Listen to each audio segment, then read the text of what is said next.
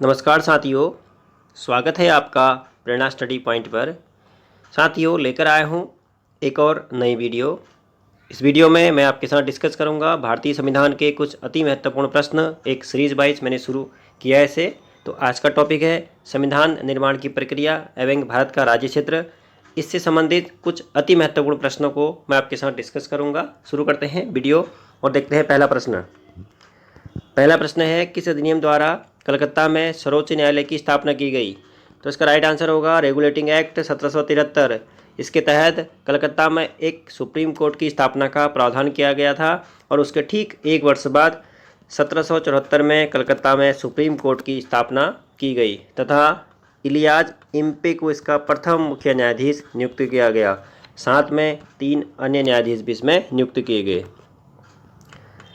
बढ़ते हैं अगले क्वेश्चन की ओर। देखते हैं, किस अधिनियम के द्वारा कंपनी के समस्त व्यापारिक एकाधिकारों को समाप्त कर दिया गया था? तो इसका राइट आंसर होगा चार्टर एक्ट 1813।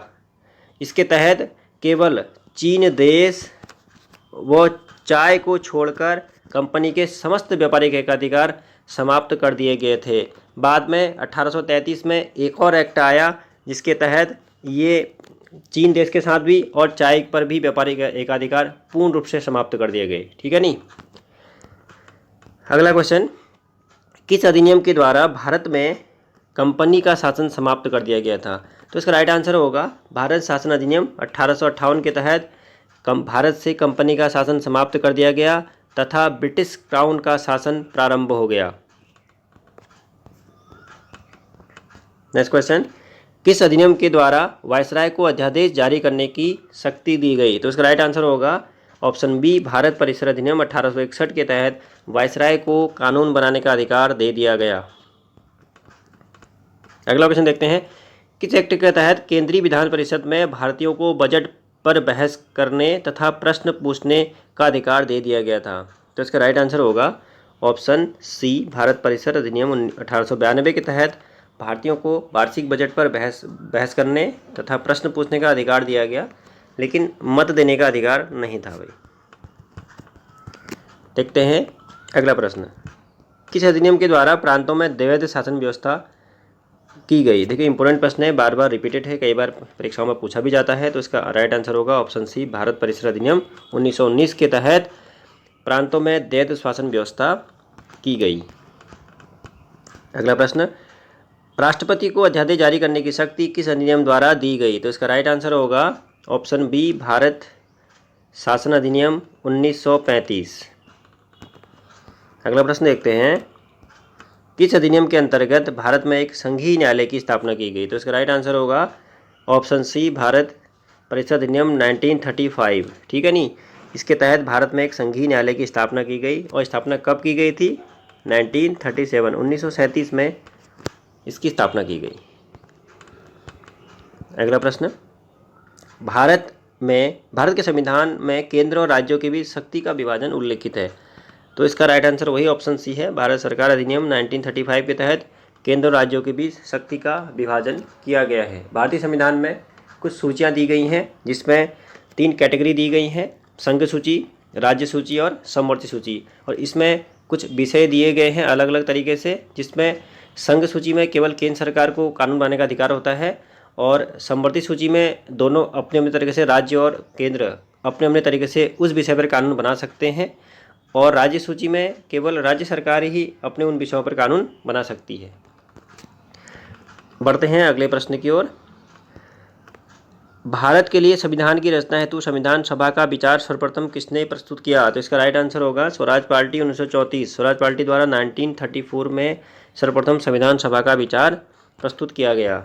अगला प्रश्न देखते हैं, कैबिनेट मिशन की योजना के अंतर्गत संविधान सभा के लिए प्रांतों के प्रतिनिधि का चुनाव कितनी जनसंख्या के अनुपात में था? तो इसका राइट आंसर होगा 10 लाख। 10 लाख जनसंख्या पर एक प्रतिनिधि चुना जाना था। जिसमें कैबिनेट मिशन ने यह योजना तैयार की थी तो उसने टोटल 389 सदस्यों की सिफारिश की थी, जो कि प्रति 10 लाख जनसंख्या पर एक प्रतिनिधि चुना जाना था। नेक्स्ट क्वेश्चन, निम्न व्यक्तियों में से कौन कैबिनेट मिशन का सदस्य नहीं था? तो इसका राइट आंसर होगा विलियम वुड जो है कैबिनेट मिशन के सदस्य नहीं थे। 13वां क्वेश्चन देखते हैं, भारत को एक संविधान देने का प्रस्ताव संविधान सभा द्वारा प्रस्तुत किया गया। तो इसका राइट आंसर होगा संविधान सभा द्वारा 22 जनवरी 1947 को उद्देश्य प्रस्ताव को पारित किया। साथ ही जो है उद्देश्य प्रस्ताव प्रस्तुत किसने किया था? जेएल नेहरू द्वारा प्रस्तुत किया गया था। कब किया गया था? 13 दिसंबर 1946 को। नेक्स्ट क्वेश्चन, भारतीय संविधान को बनाने हेतु भारतीय संविधान सभा में कुल कितने अधिवेशन हुए? तो इसका राइट आंसर होगा भी ऑप्शन डी, इसमें दिया है 11। देखिए 11वां जो अधिवेशन है वो आता तुम्हारा 26 नवंबर 1949 को, जिस दिन संविधान सभा द्वारा संविधान को अपनाया गया था। उसके बाद संविधान सभा की एक अंतिम बैठक भी हुई थी 24 जनवरी 1950 को, जो कि संविधान सभा का 12वां अधिवेशन था। तो आप ऑप्शन में देख सकते हैं, जो निकटतम ऑप्शन होगा उसी को ही राइट मानना। देखते हैं नेक्स्ट क्वेश्चन, संविधान सभा की अंतिम बैठक कब हुई? तो कब हुई? 24 जनवरी 1950 को संविधान सभा की अंतिम बैठक हुई और 26 जनवरी 1950 को संविधान भारत में संविधान को लागू कर दिया गया। भारतीय संविधान के निर्माण के समय संवैधानिक सलाहकार कौन थे? तो इसका राइट आंसर होगा option D, BN. Rao. BN. Rao हमारे संवैधानिक सलाहकार थे। संविधान दिवस कब मनाया जाता है? जैसे कि मैंने अभी आपको बताया कि 26 नवंबर 1949 को संविधान सभा द्वारा संविधान को अपनाया गया, अंगीकृत किया गया, उसी दिन हमारा संविधान दिवस मनाया जाता है। भारतीय संविधान सभा में कुल कितनी महिला सदस्य थी? तो इसका राइट आंसर होगा 15 महिला सदस्य संविधान सभा में थी। संविधान सभा ने प्रारूप समिति का गठन कब किया? ड्राफ्टिंग कमेटी, प्रारूप समिति 29 अगस्त 1947 को संविधान सभा द्वारा प्रारूप समिति का गठन किया गया। डॉक्टर अंबेडकर इसके अध्यक्ष थे, साथ में 6 अन्य सदस्य थे। तो अंबेडकर और प्लस 6 यानी कि 7 सदस्यीय एक प्रारूप समिति का गठन किया गया। झंडा समिति के अध्यक्ष कौन थे? तो इसका राइट आंसर होगा जेपी कृपलानी झंडा समिति के अध्यक्ष थे।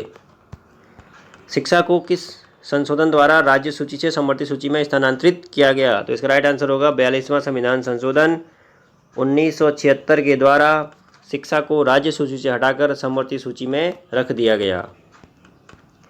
भारतीय संविधान की चौथी अनुसूची संबंधित है, तो इसका राइट आंसर होगा राज्यसभा में स्थानों का आवंटन चौथी अनुसूची में है। दल बदल कानून 10वीं अनुसूची में उल्लेखित है। पंचायत 11वीं अनुसूची में उल्लेखित है तथा भारत का राज्य क्षेत्र जो है पहली अनुसूची में। अनुसूचियों से बार बार प्रश्न पूछे जाते हैं, तो 12 के 12 अनुसूचियाँ आपको याद करनी है। नेक्स्ट है, हैदराबाद देशी रियासत को कब भारत में विलय कर दिया गया? तो इसका राइट आंसर होगा 18 सितंबर 1948 को ऑपरेशन पोलो के तहत हैदराबाद को भारत में विलय कर दिया गया। पढ़ते हैं नेक्स्ट क्वेश्चन की ओर। मूल संविधान में संविधान सभा द्वारा राज्यों को 4 श्रेणियों में बांटा गया था। इनमें से कौन से एकमात्र केंद्र शासित प्रदेश को रखा गया है? अच्छा क्वेश्चन है। तो उसमें से केवल श्रेणी डी में अंडमान निकोबार एकमात्र केंद्र शासित प्रदेश था जिसको शामिल कर दिया गया था। राज्य पुनर्गठन अधिनियम किस वर्ष पारित हुआ? तो इसका राइट आंसर होगा जुलाई 1956 में राज्य पुनर्गठन अधिनियम पारित हुआ। इसका गठन कब किया गया था? 1953 में। 1956 में संसद द्वारा ये पारित हुआ। किस संविधान संशोधन द्वारा सिक्किम को पूर्ण राज्य का दर्जा प्राप्त हुआ? तो इसका राइट आंसर होगा 36वां संविधान संशोधन 1975 द्वारा सिक्किम को पूर्ण राज्य का दर्जा दे दिया गया। 16 मई 1975 को सिक्किम पूर्ण राज्य बना। गोवा को पूर्ण राज्य का दर्जा कब प्राप्त हुआ? 30 मई 1947। ऑप्शन सी इसका राइट आंसर होगा, गोवा को पूर्ण राज्य का दर्जा दिया गया। किस अनुच्छेद के अंतर्गत नए राज्यों का प्रवेश एवं उनकी स्थापना की जा सकती है? तो इसका राइट आंसर होगा ऑप्शन बी, आर्टिकल 2 के तहत भारत में नए राज्यों का प्रवेश एवं उसकी स्थापना का प्रावधान किया गया है। देखिए इसमें 2 बातें हैं।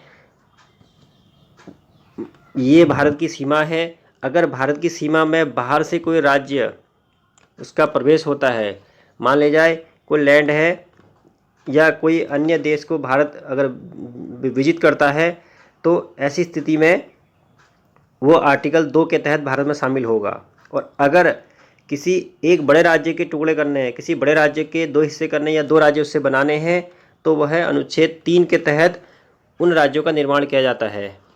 ठीक है, इस बात को आप लोग समझना। राज्य पुनर्गठन अधिनियम 1956 में कितने राज्यों और केंद्र शासित क्षेत्रों को सम्मिलित किया गया था? जिसमें राज्य पुनर्गठन अधिनियम 1956 में संशोधन पारित हुआ, उस समय ABCD 4 श्रेणियाँ मूल संविधान में बनाई गई थी राज्यों की। उन सबको ख़त्म करके केवल 2 श्रेणियाँ रखी गई, A और B। A में राज्य रखे गए थे और आपकी B श्रेणी में संघ शासित क्षेत्र रखे गए थे। तो इसका राइट आंसर होगा ऑप्शन बी। उस समय पे जो है 14 राज्य और 5 केंद्र शासित प्रदेशों को शामिल किया गया था। भाषाई आधार पर अलग होने वाला पहला राज्य कौन था? तो इसका राइट आंसर होगा आंध्र प्रदेश। 1 अक्टूबर 1953 को भाषा के आधार पर आंध्र प्रदेश अलग होने वाला पहला राज्य था। देखिए, भारत शासन अधिनियम